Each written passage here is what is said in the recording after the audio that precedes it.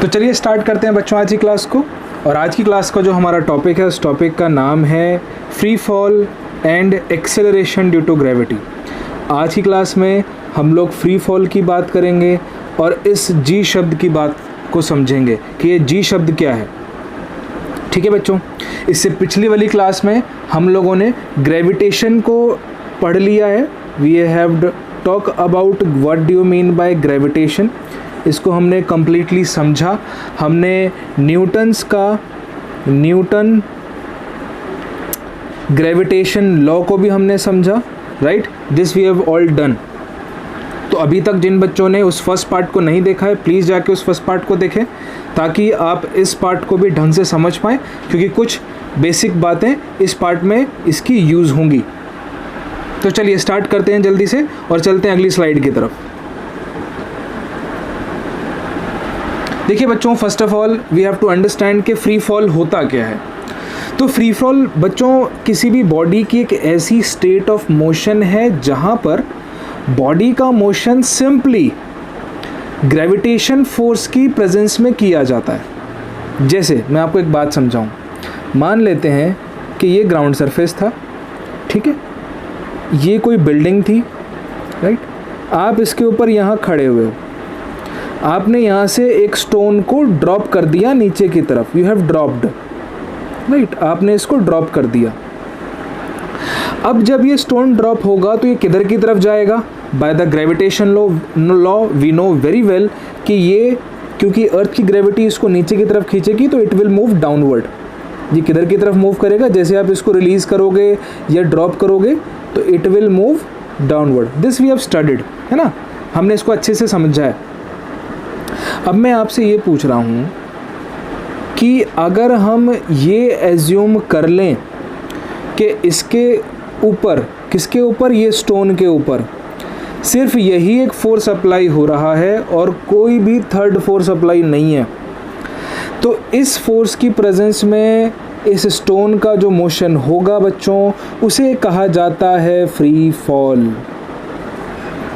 मतलब कि कोई भी बॉडी हो, any body of any mass, if it is falling only under the vicinity of the gravitation force, सिर्फ और सिर्फ ग्रेविटेशन फोर्स की प्रेजेंस में गिरना चाहिए, कोई और थर्ड फोर्स नहीं लगेगी, ना ही आप उसको कोई ऊपर से फोर्स लगा रहे हो, ना ही आप उसको कोई नीचे से फोर्स लगा रहे हो, कोई एयर रेजिस्टेंस नहीं, कोई फ्रिक्शन नहीं, नथिंग।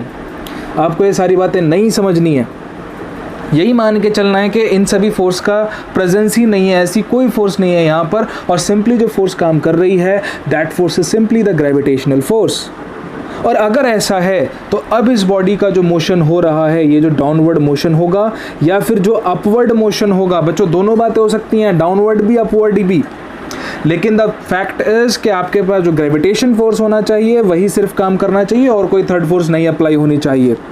तो अगर ऐसा है तो बॉडी का ये मोशन कहलाता है फ्री फॉल मोशन। क्या कहलाएगा बच्चों? ये this is free fall motion. I hope आपको फ्री फॉल की स्टेटमेंट समझ में आ गई होगी। फिर से एक बार रिपीट कर देता हूँ, अगर कोई बॉडी सिर्फ और सिर्फ ग्रेविटेशनल फोर्स के एक्ट में मोशन कर रही है तो उसे हम कहते हैं फ्री फॉल, बात खत्म। अब ऐसे कौन कौन से एग्जाम्पल हैं? ऐसे कौन कौन से एग्जाम्पल हैं? तो बच्चों ऐसे एग्जाम्पल्स बहुत सारे हैं, जैसे कि एरोप्लेन है, हवा में उड़ रहा है, उसको कोई फूड पैकेट ड्रॉप करना था, एरोप्लेन पायलट ने वहाँ से ढक्कन खोल दिया, फूड पैकेट नीचे गिर गया, तो सिर्फ और सिर्फ अगर वो सीधा सीधा मूव करता है बच्चों इन दिस डायरेक्शन, सिंपली सीधा सीधा, है ना, अपन इस पे कोई एयर रेजिस्टेंस नहीं देख रहे, हम कोई एयर रेजिस्टेंस नहीं देख रहे, हम और कोई फ्रिक्शन फोर्स नहीं देख रहे, we are neglecting these forces. फिर बोल रहा हूँ, इसकी जो आगे की डिटेल थ्योरी है वो लोग हम लोग करेंगे 11th क्लास में। आई एम सेइंग कि हम ये सारी फ्रिक्शन फोर्सेस नहीं देख रहे और मोशन कंप्लीटली स्ट्रेट लाइन हो रहा है, तो वो फ्री फॉल कहलाएगा। आप एक टावर के ऊपर खड़े हैं बच्चों, फिर समझिए, आप एक टावर के ऊपर खड़े हैं, जैसे मैंने आपको बोला let a stone is dropped from the tower, now if we ignore the air resistance and the motion is suppose to be in free fall. जैसे मान लीजिए कि ये ग्राउंड सरफेस था, यहाँ पर अपना एक टावर रखा था, आप इस टावर के ऊपर खड़े होके आप यहाँ इस टावर के ऊपर खड़े होके एक स्टोन को नीचे ड्रॉप कर रहे हैं, स्ट्रेट लाइन मोशन होगा तो क्या कहलाएगा बच्चों? वो फ्री फॉल कहलाएगा, राइट? यानी फैक्ट सिर्फ और सिर्फ इतना है कि ग्रेविटेशन फोर्स की प्रेजेंस में मोशन होना चाहिए, दैट्स इट, वो फ्री फॉल कहलाता है। ठीक है, आगे चलें। अब इसमें आपको एक टर्म समझना है, एक्सेलरेशन ड्यू टू ग्रेविटी। देखो बच्चों, एक बात समझो, इसमें थोड़ा सा न्यूटन लॉज ऑफ मोशन का हम इस्तेमाल करेंगे and very importantly we have to study the second law. Second law के अकॉर्डिंग हमने एक फॉर्मूला बनाया था, मास इज इनटू में एक्सेलरेशन होता है फोर्स के, है ना? ये फोर्स क्या है? ये किसी भी बॉडी के ऊपर लगने वाला फोर्स है, फोर्स विच इज अप्लाइड, ये वो फोर्स है जो आपने अप्लाई किया था। एम क्या है बच्चों? एम उस बॉडी का मास है, और ए क्या है? ए उसके अंदर प्रोड्यूस होने वाला बच्चों एक्सेलरेशन है। यानी कहने का मतलब ये है कि जब आप किसी बॉडी के ऊपर एफ फोर्स लगाते हैं तो ये एफ फोर्स उस बॉडी के अंदर कुछ ना कुछ एक्सेलरेशन जनरेट करता है, और इस एक्सेलरेशन की वजह से होता ये है कि ये बॉडी अपनी स्टेट को चेंज कर देती है। चाहे वो रेस्ट पे हो तो मोशन में आ जाएगी, मोशन में हो तो रेस्ट पे आ जाएगी। अगर वो किसी u वेलोसिटी से चल रही थी तो बिकॉज ऑफ द एक्सेलरेशन उसका कुछ v वेलोसिटी बन जाएगा, है ना?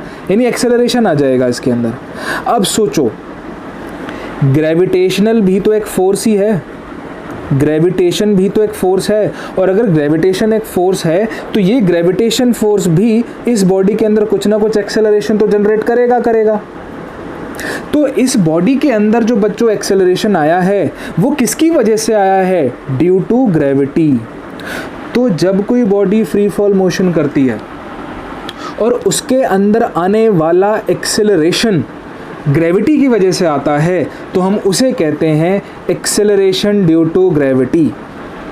हम उसे कहते हैं बच्चों एक्सेलरेशन ड्यू टू ग्रेविटी। समझ रहे हो इस बात को? समझ में आया? तो जल्दी से इसके एक्सप्रेशन को देखते हैं बच्चों, ज़रा ध्यान से समझो। तो हमने कहा भाई, जब कभी भी बॉडी आपकी ग्रेविटेशनल फोर्स की प्रेजेंस में फ्री फॉल का मोशन कर रही होगी तो इसकी वजह से उसके अंदर एक एक्सेलरेशन जनरेट होगा, और उसी एक्सेलरेशन को कहा जाता है एक्सेलरेशन ड्यू टू ग्रेविटी। इसका सिंबल होता है बच्चों स्मॉल g। किस सिंबल से प्रेजेंट करोगे आप इस वाले एक्सेलरेशन को? You will represented by small g, और ये जो स्मॉल g का ऐसा यूनिट है वो मीटर पर सेकेंड स्क्वायर होगा क्योंकि वो एक्सेलरेशन है। And the most important fact कि बच्चों ये जो g का वैल्यू होता है ना, ये जो g का वैल्यू आप कैलकुलेट करोगे ना, ये g का वैल्यू, ये g का वैल्यू, ये एक कांस्टेंट एक्सेलरेशन है, यानी कि यूनिफॉर्म एक्सेलरेशन। यानी कि जो भी इसकी वैल्यू आएगी वी विल फाइंड, अभी हम फाइंड करेंगे, बस वीडियो को देखते रहो। अगर हम यहाँ पर ये g का वैल्यू कैलकुलेट करते हैं तो व्हाटएवर भी द वैल्यू, जो भी वैल्यू होगा वो वैल्यू फिक्स होगा, वो वैल्यू आगे चेंज नहीं कर सकता, अपनी वैल्यू को चेंज नहीं करता वो। ये इस एक्सेलरेशन की खासियत है। तो मान लो एक एमसीक्यू क्वेश्चन आ जाता है कि which acceleration is supposed to be constant always. Option में आपको कुछ ऑप्शन दे दिए, आपने टिक किस पे करना है? एक्सेलरेशन ड्यू टू ग्रेविटी पे। भैया वो एक्सेलरेशन जो फ्री फॉल के टाइम पे बनता है, यानी कि वो ग्रेविटी की वजह से बनने वाला एक्सेलरेशन है, तो यही एक्सेलरेशन वो एक्सेलरेशन होगा जिसमें कोई वैल्यू चेंज नहीं होगा। इसका मतलब कि एक वो कांस्टेंट एक्सेलरेशन है, यूनिफॉर्म एक्सेलरेशन है। समझ में आ गई वाली बात? आगे चलें, अब देख लें इसको ड्राइव कैसे करते हैं। तो चलिए जल्दी से देखते हैं कि इसको ड्राइव कैसे किया जाता है, ज़रा इस बात को समझो। ठीक है, अब देखो इसकी वैल्यू मैं आपको समझा रहा हूँ। इसकी वैल्यू बच्चों होती है 9.8 metre per second square. You have to learn this value, 9.8 metre per second square. कैसे आया अभी बिल्कुल एक्सप्लेन करेंगे, और कुछ इंपॉर्टेंट फैक्ट भी हैं, that is it is independent of the mass of the body. ये बात भी समझाना है, तो ज़रा समझो। Now let's move to the expression of gravity. देखो समझो, ग्रेविटी की एक्सप्रेशन अब निकालने जा रहे हैं। मैंने क्या किया, मैंने ये मान लिया कि हमारे पास लेट्स सपोज ये हमारा ग्राउंड सरफेस है, ये अपना टावर था, ठीक है, टावर और एनी बिल्डिंग, ठीक है, और यहाँ से आप क्या कर रहे हैं, इस स्टोन को थ्रो कर रहे हैं, है ना, यानी कि ड्रॉप कर रहे हैं, फॉल करा रहे हैं। हम इस हाइट को मान लेते हैं बच्चों h, मान लेते हैं हम इसको h हाइट से ड्रॉप कर रहे हैं। तो सीधी सी बात है, जो ग्रेविटेशन फोर्स है जो अर्थ वाला है वो इसको नीचे की तरफ खींचेगा, तो एक F फोर्स बनेगा, इस F की वजह से आएगा ma, m क्या होना चाहिए, बॉडी का मास, यानी कि मान लेते हैं अगर स्टोन का मास m है या m बॉडी का मास m है तो m, और ये आ जाएगा एक्सेलरेशन। तो एक इक्वेशन यहाँ से आएगी, है ना। अब ध्यान से देखो, समझो इस बात को। जो ग्रेविटेशन फोर्स है, ग्रेविटेशन फोर्स का फॉर्मूला क्या होता है, मैंने आपको बताया था, it is Gm1 m2 divided by whole square, ये फॉर्मूला होता था। यहाँ पर एक m हमारा बॉडी का मास हो गया, तो मान लेते हैं ये हमारे बॉडी का मास है, और ये जो m1 है मान लेते हैं बच्चों ये हमारे अर्थ का मास है, ठीक है ना। अर्थ के मास को हम लोग रिप्रेजेंट करेंगे me से। तो यही एक्सप्रेशन कैसे लिखा जाएगा, जरा आप इस बात को ध्यान से समझो। ये देखो, ये पेज मैं आपको रिप्रेजेंट कर रहा हूँ, इसको थोड़ा सा मैग्नीफाई करते हैं बच्चों, जरा रुको। ये देखिए, तो आपके पास m आपकी बॉडी का मास था, a आपकी बॉडी का एक्सेलरेशन है बच्चों, राइट, और F is equal to ma, ये हमारा एक्सेलरेशन बनेगा। ये फर्स्ट एक्सप्रेशन आया। इस वाले को जरा ध्यान से देखो, F is equal to G M E M upon में are square, M E M upon में आर स्क्वायर, ये वैल्यू बनेगा, है ना। एम ई जहाँ पर क्या हो गया बच्चों, मास ऑफ द अर्थ, m क्या हो गया यहाँ पर आपका मास ऑफ द ऑब्जेक्ट, और r क्या है, r is the radius of the earth, ठीक है। r क्या है, रेडियस ऑफ द अर्थ। अब आप अगर आपके दिमाग में एक सवाल आ रहा हो, आई होप आपके दिमाग में एक सवाल आ रहा होगा जिसको मैं थोड़ा यहाँ से क्लियर करना चाहूँगा बच्चों, और वो सवाल ये होगा कि जब हमने फॉर्मूला पढ़ा था, हमने फॉर्मूला पढ़ा था ये F is equal to m1 m2 g upon r square. R होता था इन दोनों के बीच का डिस्टेंस, तो इसको हमने रेडियस कैसे ले लिया, हमने इसका रेडियस ऑफ अर्थ कैसे लिया है, इस बात को ज़रा बच्चों ध्यान से समझो, ध्यान से समझो। मान लो कि ये आपका अर्थ सरफेस है, मान लिया ये आपका अर्थ सरफेस है, समझ गए यहाँ तक, ठीक है। अच्छा, अब आप इस स्टोन को यहाँ से थ्रो कर रहे हो, आपने कहा था इस हाइट को h, और ये हमारा रेडियस है, इसको बोल दिया हमने r। भैया एक बात बताओ, क्या ये वाला r हमारे इस हाइट से बहुत ज़्यादा बड़ा नहीं है, बहुत ज़्यादा बड़ा है ना, है ना। मैंने आपको r की वैल्यू भी बताई है भाई, r की वैल्यू होती है 6400 किलोमीटर। ये h बच्चों अगर तुम 100 किलोमीटर भी ले गए ना बच्चों, 100 किलोमीटर से ही फेंकोगे तो भी कोई वैल्यू नहीं है, देखो 64 गुना ज़्यादा बड़ा है। तो मैं क्या कर सकता हूँ, मैं इस h को इग्नोर कर सकता हूँ और केवल क्या मान सकता हूँ कि उसको मैंने r से फेंका था, ठीक है ना बच्चों। इसलिए मैंने यहाँ पर इस फॉर्मूले में क्या कर दिया भाई, इस फॉर्मूले में मैंने क्या कर दिया, ज़रा इस बात को ध्यान से समझो। इसीलिए मैंने इस फॉर्मूले के अंदर खाली r प्रेजेंट कर दिया, सिंपली r, मैंने r प्लस h नहीं लिखा। आगे चलें अब, तो अब हमारे पास एक और फॉर्मूला बन गया है भाई, जहाँ इस फॉर्मूले का मतलब है ये F is equal to ma, F is equal to G M E M upon में आर स्क्वायर। अब देखो ये दोनों फोर्स बराबर ही तो हैं, हमने ये कहा कि ये फोर्स ग्रेविटी ने लगाया, हमने कहा ये ग्रेविटी का फोर्स इस तरीके से लिखा जा सकता है, तो इसका मतलब यही तो हुआ कि भाई आप क्या कर सकते हो, आप इसको इक्वेट कर सकते हो।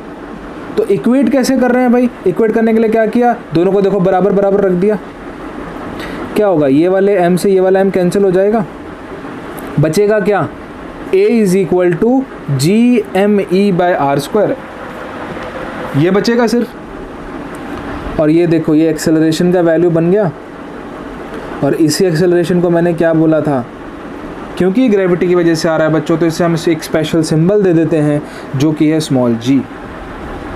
अब ज़रा आप इस एक्सप्रेशन के ऊपर फोकस करो बच्चों, बहुत इंपॉर्टेंट है। देखो आपको पता है जी, कैपिटल G कांस्टेंट है, आपको ये पता है, कैपिटल R कांस्टेंट है, ये भी आपको पता है, मास ऑफ द अर्थ भी कांस्टेंट है, ये भी वैल्यू मैंने आपको बताई, ये वैल्यू होती है 6 × 10⁻24 kg। अब जब सब कुछ कांस्टेंट है तो ये जो G का वैल्यू बच्चों निकल के आएगा, क्या ये भी कांस्टेंट नहीं होगा, क्या ये भी एक फिक्स वैल्यू नहीं होगी। जब सारे वेरिएबल कांस्टेंट हैं तो ये भी क्या होगा बच्चों, कांस्टेंट होगा। और क्योंकि ये भी कांस्टेंट है तो इसीलिए तो ये कहा गया कि जो हमारा एक्सेलरेशन ड्यू टू ग्रेविटी होता है वो अपनी वैल्यू को चेंज नहीं करता, वो अपनी वैल्यू को क्या रखता है बच्चों, हमेशा वो अपनी वैल्यू को फिक्स रखता है। समझ गए इस बात को क्यों फिक्स रखता है, समझ गए बिल्कुल। बहुत अच्छी बात है। अब एक फैक्ट और समझो कि ध्यान से देखो, यहाँ पर उस बॉडी के मास का जिक्र नहीं हुआ है। m जैसी कोई भी चीज़ यहाँ नहीं लिखी गई है। m से m कट गया हमारा। इसका मतलब क्या है बच्चों?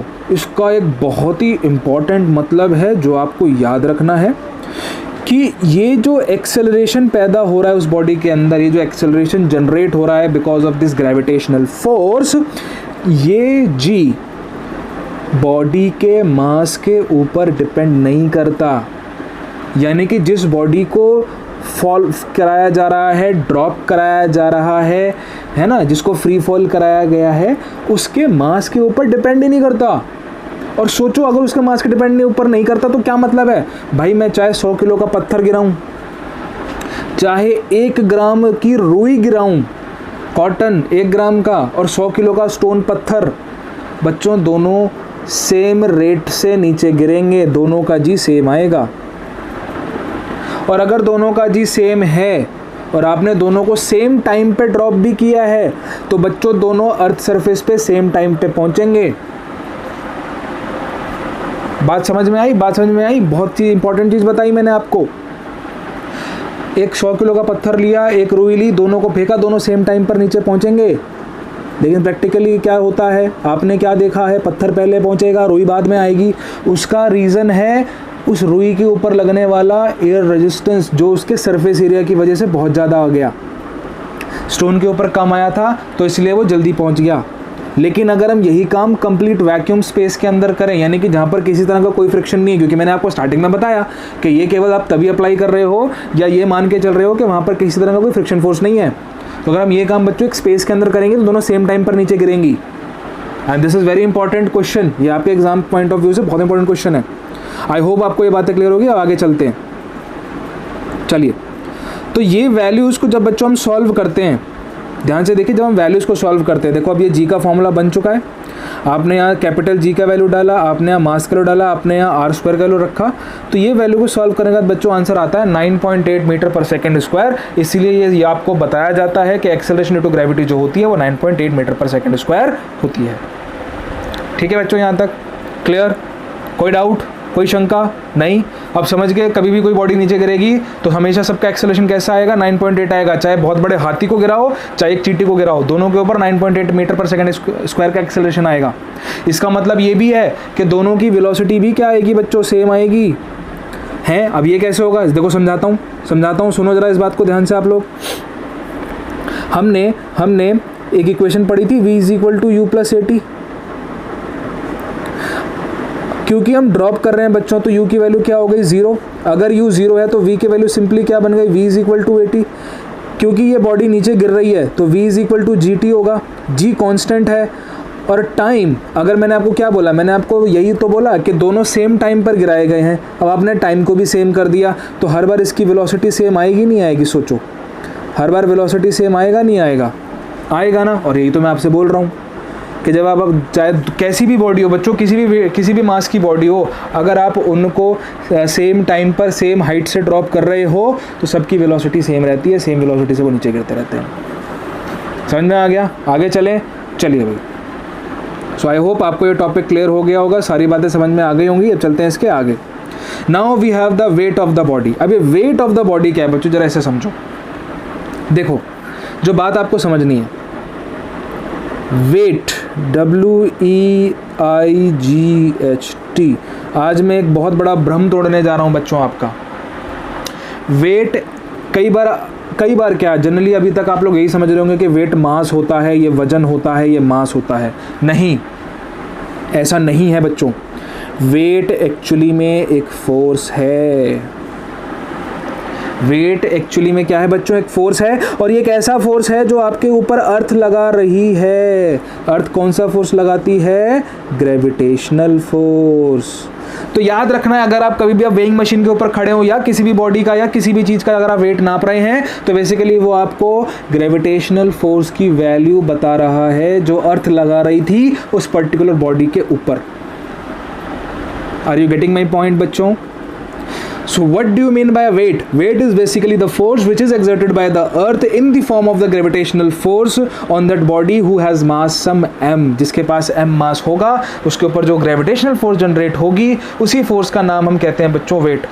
आप वेइंग मशीन पे खड़े हुए, आपका वैल्यू नजर आया बच्चों उनको 45, 50, 52, that is not your mass, that is your weight and weight suppose to be the actual force. यानी इतने फोर्स के साथ अर्थ आपको नीचे की तरफ खींच रहा है, इतने फोर्स के साथ अर्थ आपको बच्चों नीचे की तरफ खींच रहा है। ठीक है, यहाँ तक क्लियर हो गई सारी बात। अच्छा, अब आगे से एक जल्दी से एक चीज़ और समझते हैं, इसका फॉर्मूला क्या बनेगा। भाई वेट एक फोर्स है, तो फोर्स का फॉर्मूला क्या होता है, मास इनटू एक्सेलरेशन। और यहाँ पर क्योंकि ये वेट किसने लगाया, ग्रेविटी ने लगाया, इसका मतलब ये एक्सेलरेशन किसकी जगह लेगा, जी की जगह लेगा, तो मतलब क्या हुआ mg, और यही इसका फॉर्मूला है। अगर मान लीजिए किसी का वेट 50 आता है, इसका मतलब वो mg किसके बराबर है भाई, 50 के बराबर है। समझे, आगे चलें। अब चलिए जल्दी से आगे चलते हैं। So weight of the body is the gravitation force exerted by the earth on that body. इसका फॉर्मूला क्या होगा, W is equal to mg। अब जल्दी से जरा इसके एक बहुत ही इंपॉर्टेंट फैक्ट को समझते हैं, relation between g of earth and g of moon. ये रिलेशन समझो बच्चों, g ऑफ मून मैंने gm बोला, g ऑफ अर्थ का 1/6 होती है, यानी हमारी वैल्यू 9.8 है ना, इस वैल्यू को बच्चों 6 से डिवाइड कर दो तो जो भी वैल्यू निकल के आएगा, अभी हम इसको प्रूव करेंगे कितना निकल के आएगा, it will come out to be 1.6। ये वैल्यू बच्चों मून की ग्रेविटी है, मून की ग्रेविटी पर ये वैल्यू बन जाती है। मून के ऊपर जाओगे तो ग्रेविटी आपको 1.6 नजर आएगा, which is 1/6 of the gravity of the earth. Clear, gravity of the earth, ठीक है। And this is the reason, अगर आपको वो वीडियो अगर आपको याद हो जहाँ पर जो साइंटिस्ट हैं, है ना, आपने वो वीडियो भी बच्चों देखा होगा, साइंटिस्ट जो है मून के ऊपर वो चलने की कोशिश करते हैं तो चलते नहीं है, वो दे स्टार्ट फ्लाइंग, वो वहाँ पे उड़ने लगते हैं या बहुत ऊंचे ऊंचे जंप लगाने लगते हैं। अच्छा, आप लोगों ने एक जॉन कार्टर नाम की मूवी भी देखी होगी बच्चों, हॉलीवुड की, उसमें भी यही इफेक्ट दिखाया जाए, वो अर्थ से किसी दूसरे प्लैनेट पर चला जाता है, तो जब वो चलता है तो पहले तो चल नहीं पाता, लेकिन वो जंप करता है तो बहुत बड़े बड़े जंप लगा लेता है। वो केवल इसलिए पॉसिबल हो सकता है क्योंकि वहाँ पर उसकी ग्रेविटी क्या थी, वहाँ पर एक्सेलरेशन टू ग्रेविटी क्या हो गया होगा बच्चों, वहाँ पर कम हो गया होगा। तो बिल्कुल कुछ ऐसा ही यहाँ पर भी होता है मून के ऊपर। अब ये 1/6 कैसे आती है, पहले तो इसे समझ लेते हैं, ध्यान से देखो। ये छोटा सा डेरिवेशन देखो बच्चों आपके सामने प्रेजेंट किया गया है, ये देखो भाई, आपको पता है जी का फॉर्मूला होता है gm/r²। अब आपको मून के ऊपर निकालनी है तो मैंने क्या किया, देखो मून का मास लिखा, मून का मास होता है 7 × 10⁻²2। मून का रेडियस है 1737 किलोमीटर, यानी कि 1.7 × 10⁻6। अब ये सारी वैल्यू इस फॉर्मूले के अंदर पुट करेंगे बच्चों तो इस फॉर्मूला निकल के आएगा 1.6 मीटर/सेकंड², ये वैल्यू निकल के आएगी। और अगर हम अर्थ की ग्रेविटी को भी 6 से डिवाइड कर देते तो भी यही आंसर आता है। इसलिए हम इस रिजल्ट तक पहुँचे कि जो मून की ग्रेविटी है वो अर्थ की ग्रेविटी का बच्चों 1/6 होती है। इससे अगर हम बच्चों वेट का कंपैरिजन करें तो देखो वेट कैसे निकलता है, G of earth is actually G of m into में 6, ये वैल्यू आएगी ना, क्योंकि अगर मून के रिस्पेक्ट में 1/6 थी तो अर्थ की क्या बन जाएगी, 6 टाइम्स हो जाएगी। बात ठीक है, समझ रही है, समझ में आ रही है। अब क्या करें, इसको मैं बोल रहा हूँ मास से डिवाइड कर दो, मल्टीप्लाई कर दो, सॉरी डिवाइड नहीं मल्टीप्लाई करो, तो देखो क्या वो बनेगा, देखो m GE m GM, इसको अब यहाँ डिवाइड कर लेते हैं क्योंकि हमने ये फॉर्मूला याद किया हुआ है। तो देखो ये वेट बन गया, तो ये बना weight on earth by 6 is equal to weight of moon. यानी मतलब क्या है कि अगर आपका वेट बच्चों यहाँ पर 60 kg नज़र आ रहा है अर्थ पे, तो जब आप मून पर चले जाओगे तो आपका यही वेट 10 kg बन जाएगा। ये लो बन गए बॉडी बिल्डर, है ना। बहुत लोग आज के डेट में वेट अपना कम करने में लगे हुए हैं, कुछ मत करो, उन्हें चंद्रमा पे भेज दो, मून पे भेज दो, उनका वेट ऑटोमेटिकली, है ना, 1/6 हो जाएगा सीधा सीधा। बट एक्चुअली में उनकी बॉडी के मास में कोई चेंज नहीं आया है, उनके बॉडी का मास में कोई चेंज नहीं आया है, उनका बॉडी का मास अभी भी वही है जो पहले था, यानी कि वो अभी भी मोटे ही हैं, उनको तो सिर्फ बेवकूफ़ बनाया गया है। खैर the fact is, the point is कि मून पर जाने पर आपका वेट आपके ओरिजिनल वेट का 1/6 टाइम हो जाएगा। या फिर जिन भी बॉडी का मास आप अर्थ मून पर जाकर करते हो, लेट्स सपोज मून पर जाके करते हो, तो जो भी वैल्यू होगी उनका वही वेट जब हम अर्थ पर आके करेंगे तो 6 गुना बढ़ जाएगा। So this is the basic relation between wait of the body and the weight of the earth. तो आई होप आपको आज की क्लास समझ में आई होगी। हमने आज बच्चों एक्सेलरेशन ड्यू टू ग्रेविटी समझा, हमने वेट का रिलेशन समझा मून के साथ, राइट, दोनों की डेरिवेशन करी। तो बस अगर आपको वीडियो आज का पसंद आया है, बहुत मज़ा आया पढ़ने में, तो प्लीज़ जल्दी से इस वीडियो को भी आप शेयर करें, लाइक करें और चैनल को सब्सक्राइब करें। तब तक के लिए बस पढ़ते रहो और आज की क्लास के लिए सिर्फ इतना ही। Thank you for watching the video. Thank you so much.